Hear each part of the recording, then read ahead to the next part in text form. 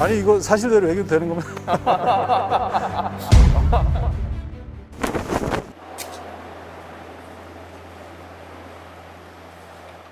오늘 그 점검하신 거 어떤 부분 보셨는지 뭐 이런 거 좀 여쭤볼 수 있을까요? 예, 비행 가기 전에 비행 전 점검 체크리스트가 있는데요. 주요 내용은 각 오일이나 윤활유가 정량이 채워져 있는지, 그리고 팝업되어 있는 인디케이터들이 정상적인 위치에 있는지, 그리고 각종 장착부라든지 이런 데 정상적으로 잘 장착되어 있는지 네네. 그런 걸 점검을 하는 내용이 되겠습니다.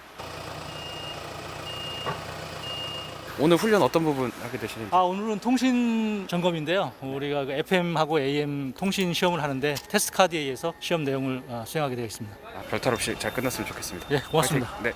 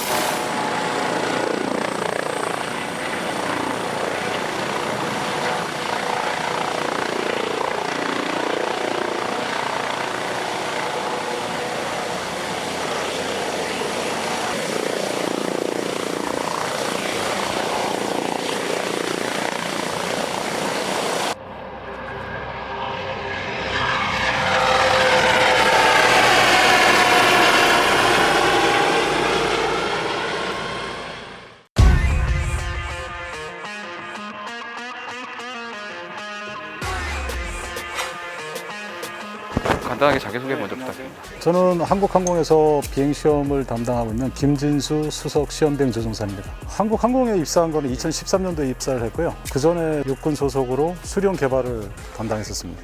지금은 LAH 소형 무정 헬기 개발을 담당하고 있습니다. 그렇군요. LH 몇 번 정도 타보셨을까요? 비행 시간으로 하는데 저희들은 이제 비행 시간이 1000시간 좀 넘습니다. 통상 한 소티에 1시간 정도 비행을 하니까 한 1000번 정도 탔다고 하면 되나요? 예, 지금 매일 타서 3년 지금 타고 있습니다. 그렇군요.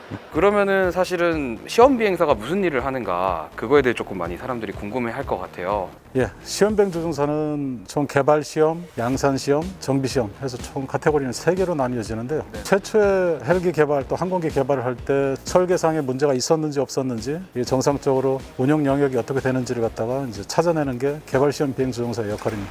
사실은 또 저희가 이렇게 소개를 받을 때 LAH 저온 비행 실험을 직접 다녀오신 조종사시라고 들었습니다. 옐로나이프 지역에서 시험을 하신 얘기가 있어요. LH는 저온 환경에 대한 그 시험만 이번에 캐나다에서 실시하게 됐습니다. 지난 5년간, 10년간 이제 기상 데이터를 쭉 분석을 하고 영하 32도 이하가 나오는 날이 많아야 되는데 안정적으로 그런 날을 갖다 좀 확보가 되는 것이 캐나다 옐로나이프였습니다. 그렇군요. 옐로나이프에서 힘들었던 시험 같은 게 있으면 좀 설명 좀 부탁드릴게요. 크게 2가지 시험이 좀 있었습니다. 그래서 이제 소킹 시험인데 소킹 시험은 이제 적신다, 담근다 이런 사전적 의미가 있는 말인데요. 영하 32도 조건에서 12시간 동안 소킹을 하는 그런 요구도가 있었습니다. 최소 조건이 영하 25도 이상이 돼야 되고 소킹하는 기간 동안 영하 32도보다 더 추운 기간이 2시간 이상이 나와야 됩니다. 좀 상당히 좀 까다로운 그런 조건이었고 문제는 그런 까다로운 조건을 통과해도 그 다음날 또 입증하는 비행 시험을 해야 되는데 비행 시험을 하기에 적절한 기상 환경이 또 제공이 돼야 됐습니다. 두 번째로 좀 어려웠던 시험은 헬리콥터가 이제 고정익 항공기에 비해서 속도에 제한을 받습니다. 그 제한을 받는 이유가 몇 가지가 있는데 그 중에 가장 대표적인 게 팁 마하수입니다. 블레이드가 있는데 블레이드의 이 팁 쪽에 보면 속도가 가장 빠른 곳인데 이 속도 가장 빠른 곳이 마하수를 돌파하는 영역이 있습니다. 특히 추울 때는 그걸 좀 더 쉽게 돌파를 할 수가 있습니다. 그래서 가장 추운 환경에서 가장 빨리 날았을 때 초음속을 돌파를 하게 됩니다. 결국은 초음속을 돌파를 했을 때 이 항공기 블레이드 쪽에 안정성을 갖고 있느냐 없느냐 이걸 갖다 시험하는 거였습니다. 그래서 15,000피트까지 올라가서 180타스까지 급격하게 이제 다이브를 해서 블레이드가 마하 1.06까지 갔는데 항공기에 특별한 이상이 없었다라는 거. 그게 중요한 의미를 갖는 겁니다.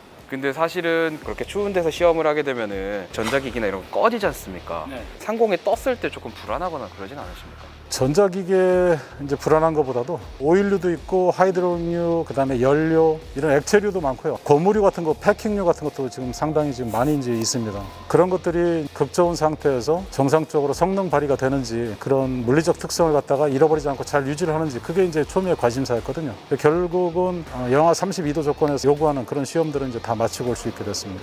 사실 그러면 조금 말씀하시는 거 들었을 때 양구나 우리나라 그런 데서도 추우니까 저온 시험이나 이런 거 할 수 있는 거 아닌가요? 제한적으로 할 수 있겠지만 짧은 시험 평가 기간 1년, 2년 사이에 뭐 안정적인 그런 저온 상황이나 결빙 상황을 조우한다는 게 굉장히 어렵습니다. 그래서 외국으로 이제 가서 그런 시험을 하는 겁니다.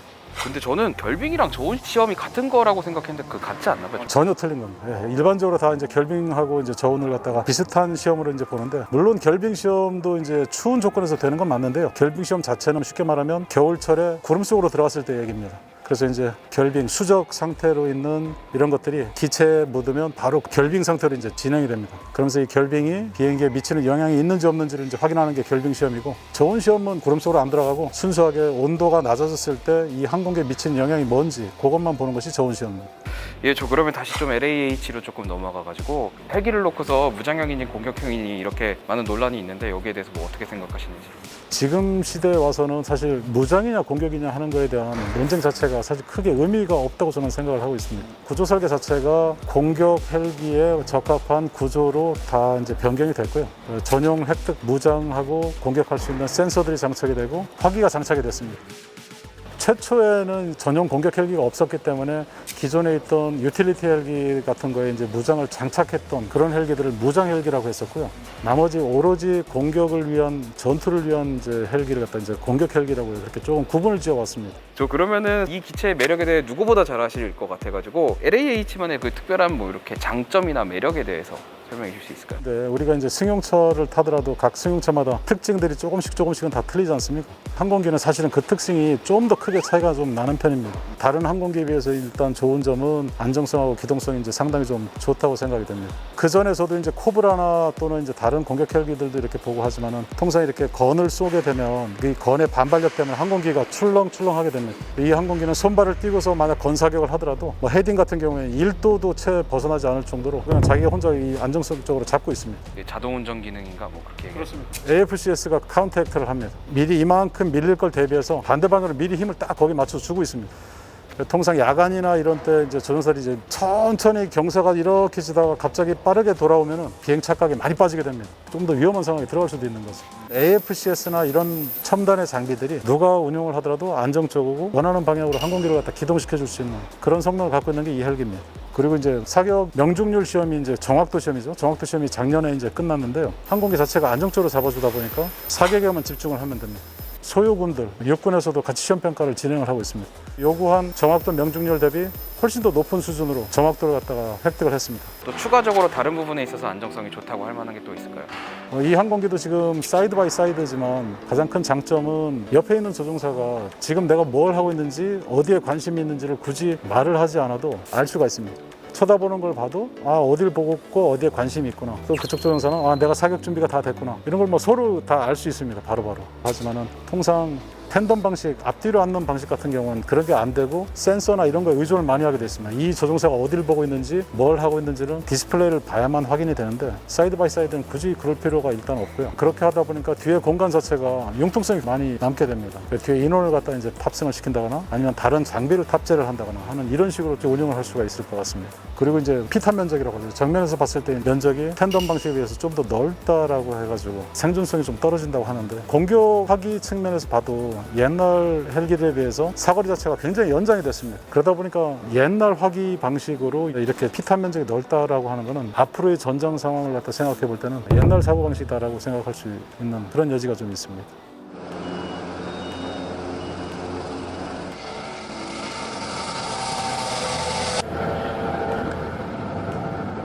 만 3년 비행시험 하게 된 것 같습니다. LH 시험 비행하는 동안 단 한 건도 안전에 관련된 사고도 없었고요. 운용자들이 요구하는 충분한 요구 성능이 나오는 헬기로 스스로 자부하고 있습니다. 성공적으로 개발이 완료되고 나면 기존에 운영되고 있던 500MD나 코브라를 대체할 수 있는 그런 무장 체계가 될 거라고 확신하고 있습니다. 많이 기대하고 좀 기다리고 있어도 되겠죠? 예, 충분히 만족할 겁니다.